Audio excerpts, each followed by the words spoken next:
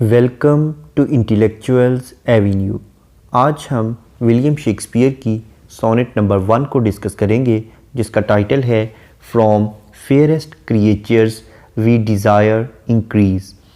ये sonnet William Shakespeare की उन 154 सोनेट्स में से एक है जो कि रेनेसांस एरा में 1609 में पब्लिश हुई।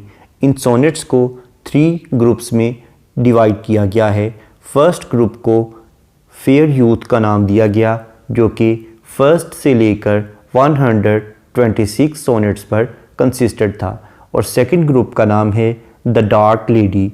ये 127 से लेकर 152 सोनेट्स तक कंसिस्टेड है। उसके बाद थर्ड ग्रुप का नाम है द ग्रीक सोनेट्स। ये 153 और 154 यानी लास्ट 2 सोनेट्स पर कंसिस्टेड है। इसके अलावा भी विलियम शेक्सपियर ने अपने डिफरेंट प्लेज में सोनेट्स को लिखा, जैसा कि Romeo and Juliet, Henry V, loves labour lost और एडवर्ड III में इसने कुछ सोनेट्स को शामिल किया। सोनेट का मतलब है 14 लाइंस पर कंसिस्टेड पोएम। सोनेट को डिटेल में समझने के लिए इसी चैनल यानी इंटेलेक्चुअल्स एवेन्यू पर लिटरेरी टर्म्स या फिगर ऑफ स्पीच की प्लेलिस्ट को विजिट करें। इसके साथ साथ सोनेट पर कंसिस्टेड लेक्चर का लिंक नीचे डिस्क्रिप्शन बॉक्स में भी मौजूद है। ये पोएम बेसिकली एक सोनेट है, यानी ये 3 क्वार्ट्रेन्स और 1 कपलेट पर कंसिस्टेड है। क्वार्ट्रेन का मतलब है 4 लाइंस पर कंसिस्टेड स्टेंजा, और कपलेट का मतलब है 2 लाइंस पर कंसिस्टेड स्टेंजा। तो इस तरह से 3 क्वार्ट्रेन्स और 1 कपलेट पर कंसिस्टेड होने की वजह से इस पोएम की टोटल लाइंस की स्ट्रेंथ है 14। इस पोएम में पोइट ने यूथ को एड्रेस करते हुए यही कहने की कोशिश की है कि उन्हें चाहिए कि अपनी नस्ल को बढ़ाएं, यानी ज़्यादा से ज़्यादा बच्चे पैदा करें, ताकि उनकी जो खूबसूरती और उनका जो टैलेंट है वो आने वाली नस्लों की शक्ल में मौजूद रहे, यानी उनका जो टैलेंट और उनकी जो खूबसूरती है वो कभी भी ख़त्म ना हो। पोइट कहता है फ्रॉम फेयरेस्ट क्रिएचर्स, यानी जो खूबसूरत तरीन मखलूक़ात हैं, वी डिज़ायर हमारी ख्वाहिश है, इंक्रीज़ कि वो बढ़ना शुरू हो जाएं, यानी हमारी ख्वाहिश है कि खूबसूरत मखलूक इस दुनिया में बढ़ती चली जाए। That thereby beauty's rose might never die, क्योंकि खूबसूरती का जो फूल है वो कभी भी मुर्दा नहीं होता। बट मगर as the riper should by time decrease, लेकिन जैसे जैसे इंसान की उम्र बढ़ती चली जाती है, इंसान मैच्योर होता जाता है, उसका वक्त कम होता जाता है, यानी वो मौत के करीब हो जाता है और इस दुनिया में उसका वक्त कम होना शुरू हो जाता है।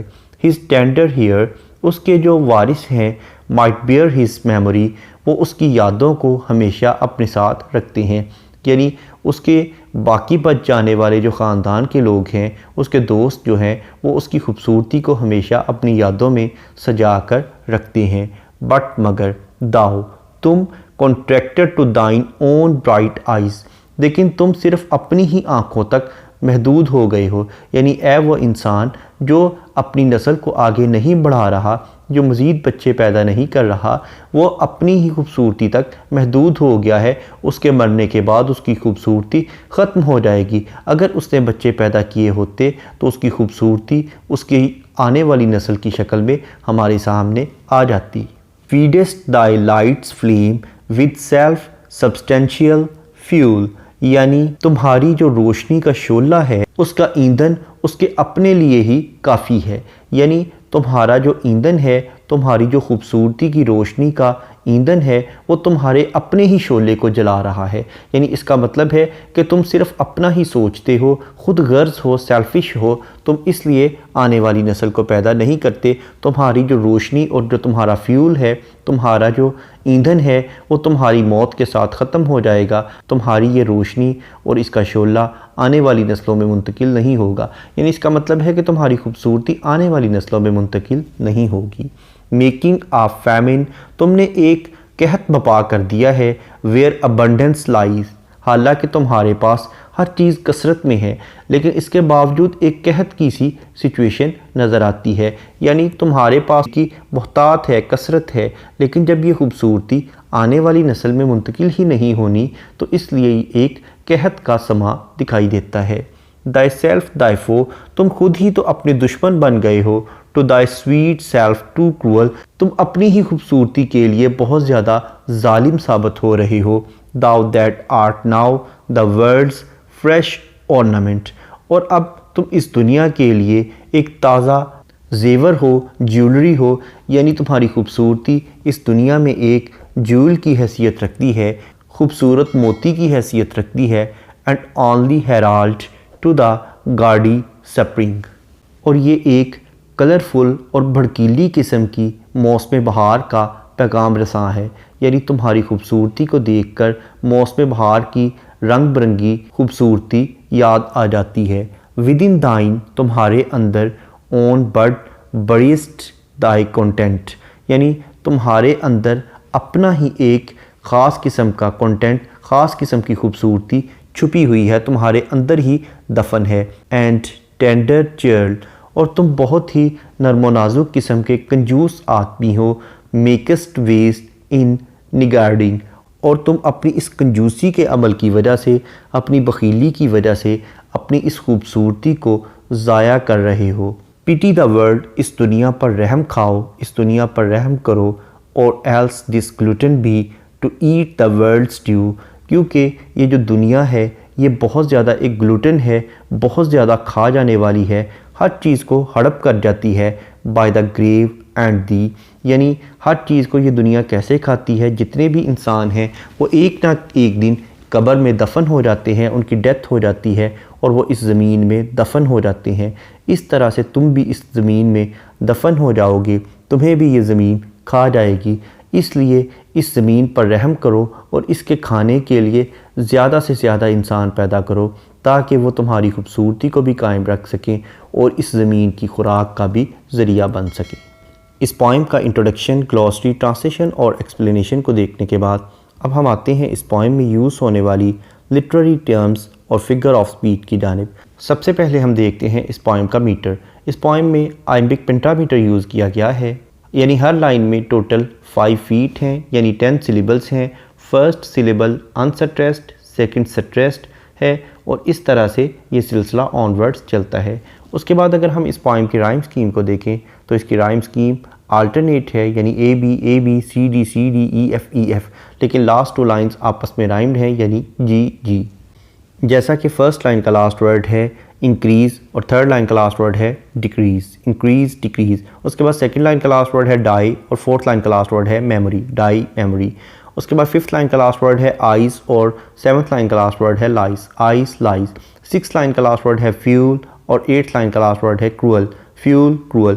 नाइन्थ लाइन का लास्ट वर्ड है ऑर्नामेंट और 11th लाइन का लास्ट वर्ड है content, ornament content. 10th line का लास्ट वर्ड है स्प्रिंग और 12th लाइन का लास्ट वर्ड है निगार्डिंग, स्प्रिंग निगार्डिंग। उसके बाद लास्ट 2 लाइंस आपस में राइम्ड हैं, यानी 13th लाइन का लास्ट वर्ड है बी और 14th लाइन का लास्ट वर्ड है दी, बी दी। इस तरह से इस पोइम की राइम स्कीम है A B C D E F G. Next है सिनिक्टिकी। सिनिक्टिकी का मतलब है कि अगर पोइट किसी चीज़ को मुकम्मल तौर पर बयान करने की बजाय उसके किसी एक पार्ट या ऑर्गन का जिक्र करे तो उसे सिनिक्टिकी कहते हैं। जैसा कि लाइन नंबर 5 को अगर हम देखें तो इसमें उसने उस फेयर यूथ की ब्राइट आइज़ का जिक्र किया है। नेक्स्ट है मेटाफर। मेटाफर का मतलब है किसी क्वालिटी की बेस पर किसी चीज़ को उससे बेटर या वर्स चीज़ डिक्लेयर कर देना।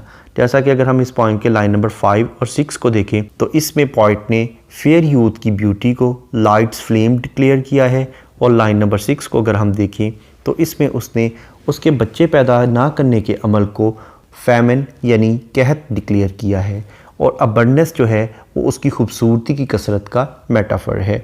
उसके बाद लाइन नंबर 9 को अगर हम देखें तो इसमें पॉइंट ने अपनी बिलव्ड की ब्यूटी को फ्रेश ऑर्नामेंट डिक्लेयर किया है। उसके बाद लाइन नंबर 7 में जक्स्टापोजिशन शो हो रही है, यानी एक तरफ तो वो अपनी बिलव्ड की ब्यूटी का जिक्र करता है कि वो बहुत ज़्यादा अबंडेंस में है, और दूसरी तरफ उसका अपनी नस्ल को पैदा ना करने का जो अमल है वो एक फैमिन है, यानी एक तरफ तो अबंडेंस है और दूसरी तरफ फैमिन की सिचुएशन है। नेक्स्ट है इंटरनल राइम। इंटरनल राइम का मतलब है कि अगर पोइट किसी एक ही लाइन में दो या दो से ज़्यादा राइम्ड वर्ड यूज़ करे तो इसे इंटरनल राइम कहते हैं, जैसा कि लाइन नंबर 3 में राइपर टाइम, लाइन नंबर 4 में हेयर बियर, लाइन नंबर 5 में दाइन आइज। नेक्स्ट है कायूरा। कायूरा का मतलब है कि अगर पोइट किसी लाइन में पॉज या ब्रेक लेने के लिए कोई पंक्चुएशन मार्क यूज़ करे तो उसे कायूरा कहते हैं, जैसा कि लाइन नंबर 7 में दाई सेल्फ दाई फो के बाद कॉमा यूज़ किया गया है। नेक्स्ट है अपोस्ट्रोफी। अपोस्ट्रोफी का मतलब है कि अगर पोइट किसी को डायरेक्ट एड्रेस करे तो इसे अपोस्ट्रोफी कहते हैं, जैसा कि लाइन नंबर 13 में पोइट फेयर यूथ को एड्रेस करते हुए कहता है पिटी द वर्ल्ड और एल्स दिस ग्लूटेन बी। इसके अलावा इस पोइम की ऑलमोस्ट तमाम लाइंस एंड स्टॉप्ड हैं, यानी हर लाइन को पढ़ने के बाद उसकी प्रॉपर अंडरस्टैंडिंग डेवलप होती है। नेक्स्ट है एलिट्रेशन। एलिट्रेशन का मतलब है beginning of two or more than two words in the same line with the same letter or sound, यानी एक ही लाइन में दो या दो से ज़्यादा अल्फाज का एक ही हरफ या एक ही आवाज़ से शुरू होना, जैसा कि लाइन नंबर 1 में फ्रॉम, फेयरेस्ट, ये दोनों वर्ड्स एफ लेटर से स्टार्ट हो रहे हैं।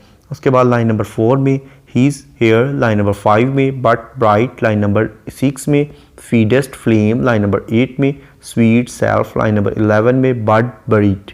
नेक्स्ट है कॉन्सोनेंट्स। कॉन्सोनेंट्स का मतलब है use of same consonant letter in the different words of the same line, यानी एक ही लाइन के मुख्तलिफ अल्फाज में एक ही कॉन्सोनेंट लेटर का इस्तेमाल करना, जैसा कि लाइन नंबर 2 में दैट, ब्यूटी, माइट, इन तीनों वर्ड्स में टी लेटर यूज़ हुआ है जो कि कॉन्सोनेंट लेटर है।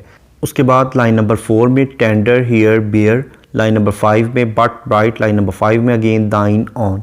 नेक्स्ट है एसोनेंस। एसोनेंस का मतलब है use of same vowel letter in the different words of the same line, यानी एक ही लाइन के मुख्तलिफ अल्फाज में एक ही वावल लेटर का इस्तेमाल करना, जैसा कि लाइन नंबर 3 में राइपर, टाइम, इन दोनों वर्ड्स में आई लेटर यूज़ हुआ है जो कि एक वावल है। उसके बाद लाइन नंबर 11 में विद इन दाइन। इसके अलावा पोइट ने कुछ इमेजेस भी यूज़ किए हैं, जैसा कि rose, bird, ornament, spring, world, grave. इसके अलावा पोइट ने बहुत ज़्यादा हाइपरबोली का भी इस्तेमाल किया है, यानी अपनी स्टेटमेंट को उसने प्रूव करने के लिए बहुत ज़्यादा एग्जैजरेशन से काम लिया है, बहुत ज़्यादा मुबालगा आराई की है। इसके अलावा अगर हम इस पोइम के थीम को देखें तो इसमें पोइट ने फेयर यूथ को यही समझाने की कोशिश की है कि अगर वो अपनी ब्यूटी को रिस्टोर रखना चाहता है तो उसने तो एक ना एक दिन मर ही जाना है, इस दुनिया से रुखसत हो जाना है।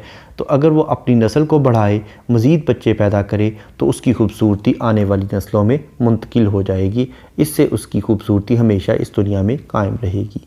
यहाँ पर इस पोइम का इख्तिताम हुआ।